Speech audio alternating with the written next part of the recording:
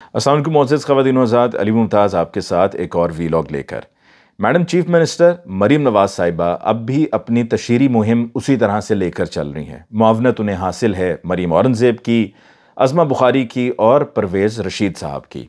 मरीम नवाज़ साहिबा ने आज ये कहा कि जब उनसे सवाल पूछा गया कि ये जो आटा तकसीम किया जा रहा है इस पर नवाज शरीफ साहब की तस्वीर क्यों है, तो उस पर उन्होंने उनके अब तकब्बुर का अंदाज़ा इस बात से लगाई है कि एक तो ये कि वो जो प्रोविंशियल असम्बली की सीट जीती हैं सिर्फ 2,500 वोट से, चीफ मिनिस्टर हैं, 12 करोड़ की आबादी है, आबादी के एतबार से सबसे बड़ा सूबा पंजाब है और उसकी चीफ मिनिस्टर सिर्फ 2,500 वोटों की लीड से जीती, और वो भी फॉर्म 47 में, और एक ऐसे शख्स से जीती कि जिनको ज़्यादा लोग जानते भी नहीं, लेकिन हाँ, पाकिस्तान तहरीक-ए-इंसाफ की हिमायत पर वो उम्मीदवार महर शफकत इलेक्शन में उतरा, और इलेक्शन में ऐसा उतरा कि उसने मरीम नवाज़ जैसी जो पार्टी की चीफ ऑर्गेनाइज़र हैं PMLN, जो अपने आप को मकबूल तरीन जमात किसी दौर में कहा करती थी, जो पार्टी ये कहती थी कि जी पंजाब तो PMLN का गढ़ है, उस पार्टी की चीफ ऑर्गेनाइज़र को महर शराफत ने हरा दिया था और फॉर्म 45 में जो नतीजा तब्दील हुआ उसके नतीजे में मरीम नवाज़ साहिबा चीफ मिनिस्टर बन गई।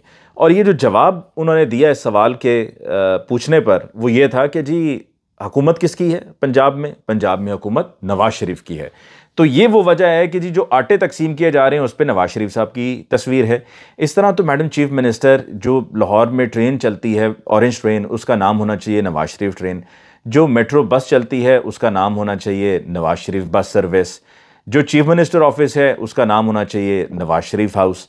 जो पोस्टल सर्विस है उसका नाम होना चाहिए नवाज शरीफ साहब पोस्टल सर्विस।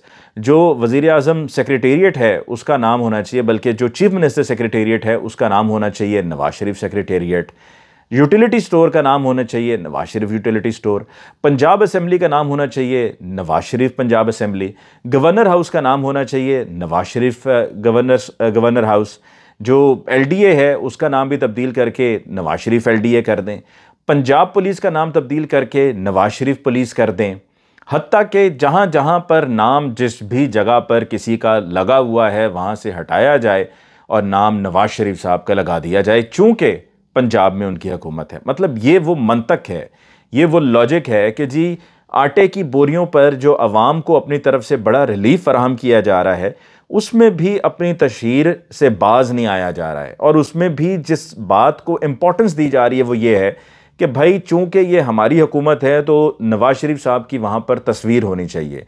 अभी कुछ ही दिन पहले की तो बात है कि जब वो प्रेस कॉन्फ्रेंस हो रही थी, मरीम नवाज़ साहिबा प्रेस कॉन्फ्रेंस कर रही थी, तो उनकी बैक पे जो टेबल पड़ा हुआ था उसमें एक आटे की बोरी इस तरफ थी और दूसरी आटे की बोरी इस तरफ थी, और दोनों पर नवाज शरीफ साहब का नाम मौजूद था।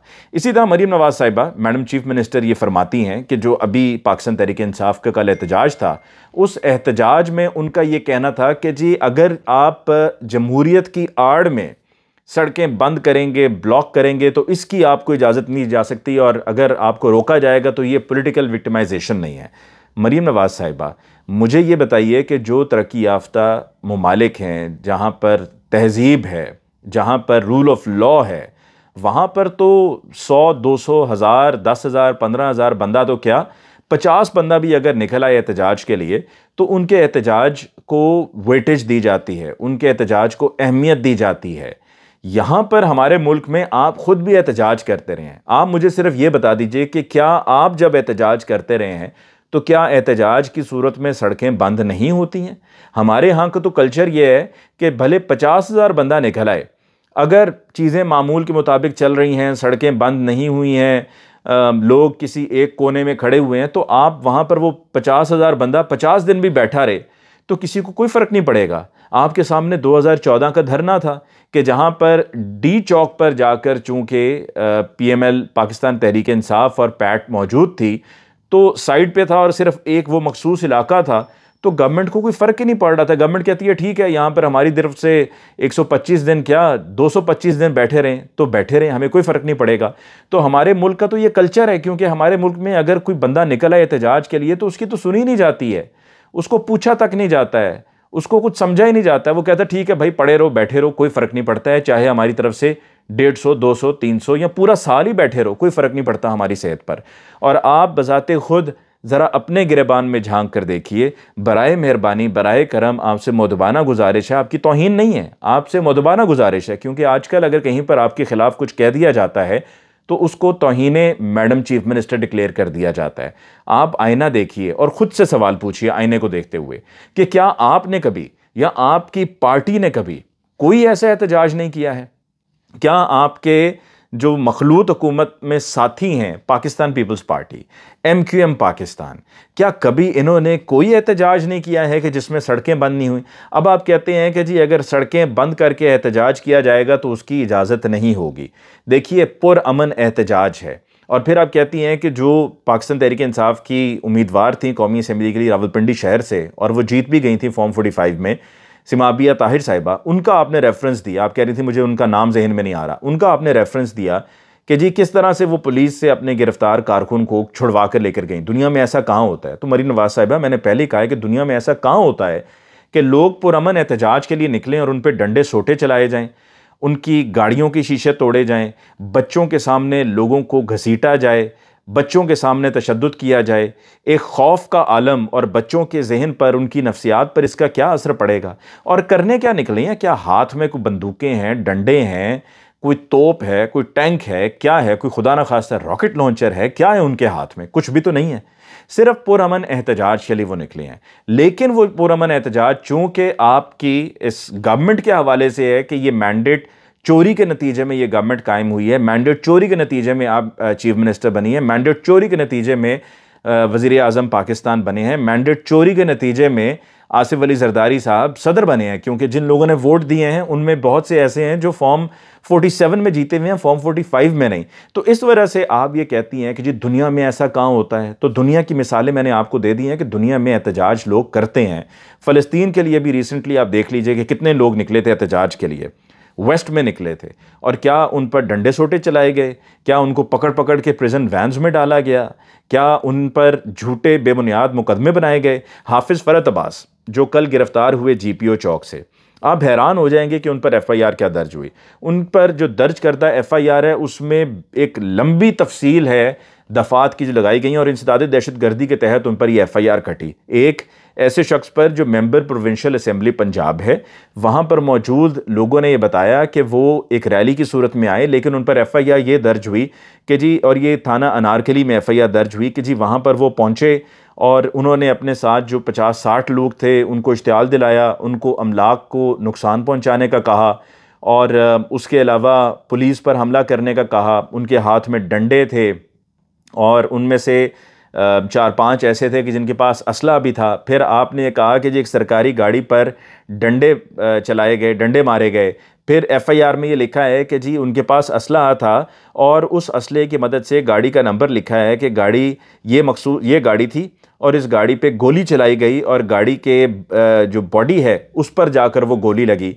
फिर आपने ये लिखा कि एक कांस्टेबल को वहाँ से अगवा कर लिया गया, एक डाले में डाल के, गाड़ी डाला था, डाले में डाल लिया गया और उसको वहाँ से लेकर जाया जा रहा था। इस्तांबुल चौक के पास जाकर ये वक़ुआ पेश आया कि वहाँ पर फिर पुलिस पहुँची और पुलिस ने पहुँच के उस कांस्टेबल को, कि जिसको FIR के मुताबिक हाफिज़ फ़रत अब्बास और 4-5 नामालूम अफराद ने अगवा किया था, उसको वहाँ से छुड़वाया गया। और फिर ये कहा गया कि मौके से 9mm पिस्टल हाफिज़ फ़रत अब्बास के पास से बरामद हुई।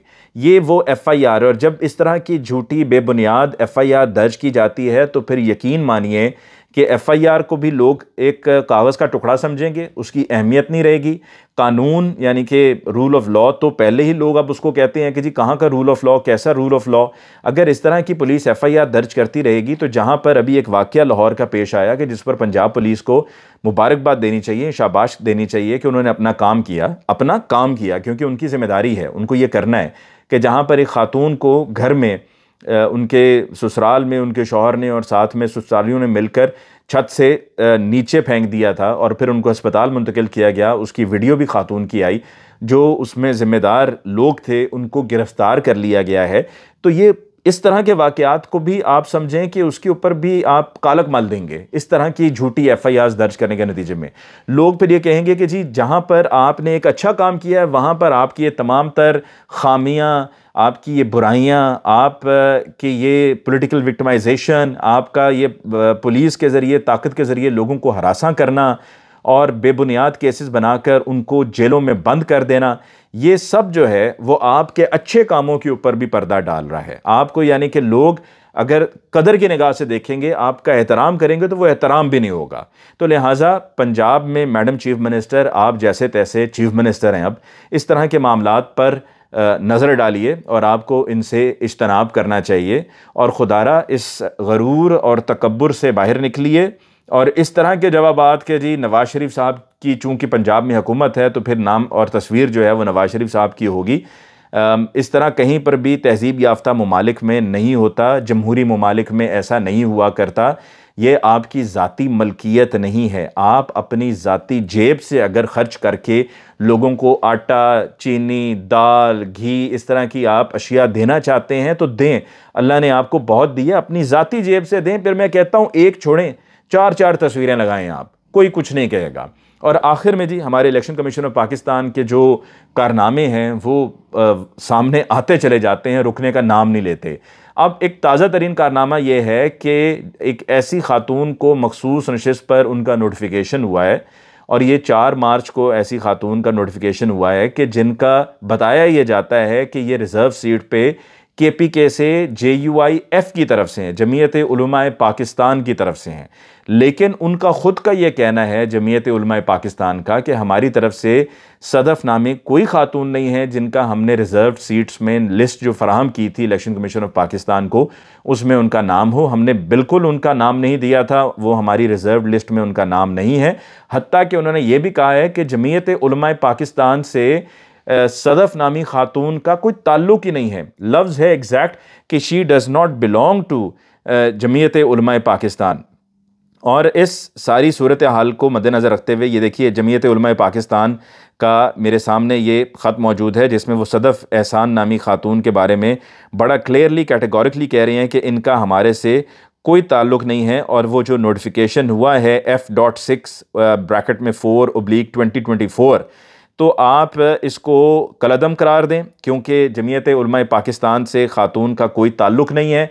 ये हमारी रिज़र्व लिस्ट में सदफ़ एहसान नामी खातून नहीं थी। और आप इलेक्शन कमीशन के कारनामे और करतूत देखें कि एक ऐसी खातून के जिसका ताल्लुक़ ही नहीं है जमीयत उलमाए पाकिस्तान से, आपने उनका नाम जमीयत उलमाए पाकिस्तान की तरफ से डाल के और आपने उनको MNA बना दिया। मतलब आप किसी को वहाँ पर अकोमोडेट करना चाह रहे थे तो और कुछ समझ में नहीं आया। PTI की सारी सीट्स आपने छीन ली, सुन्नी इत्तेहाद की सारी सीट्स आपने छीन ली, कौमी असम्बली में, पंजाब असम्बली में, सिंध असम्बली में, तो फिर और कुछ नहीं बचा। तो आपने कहा कि जी ये उधर से एक और सीट दबोच लो, ये डाका वहाँ से मार के वहाँ से काबू करो एक सीट और कर दो, बाद में फिर देखा जाएगा। वो ख़त लिखते रहेंगे, हम जवाब देते रहेंगे और इस तरह फिर मामला अदालत में चला जाएगा। सदफ़ एहसान से हम कहेंगे कि जी आप अदालत में चली जाएं, अदालत में जाके मामला लंबा चलता जाएगा, चलता जाएगा, फिर देखी जाएगी। ये तो हमारे यहाँ होता है क्योंकि कानून को का इस्तेमाल नहीं होता है, कानून को अब्यूज़ किया जाता है इस तरह के लोगों की तरफ से जो इस तरह की सोच रखते हैं। इसके साथ ही मुझे अली मुमताज़ को दीजिए इजाज़त। अल्लाह ने के बाद।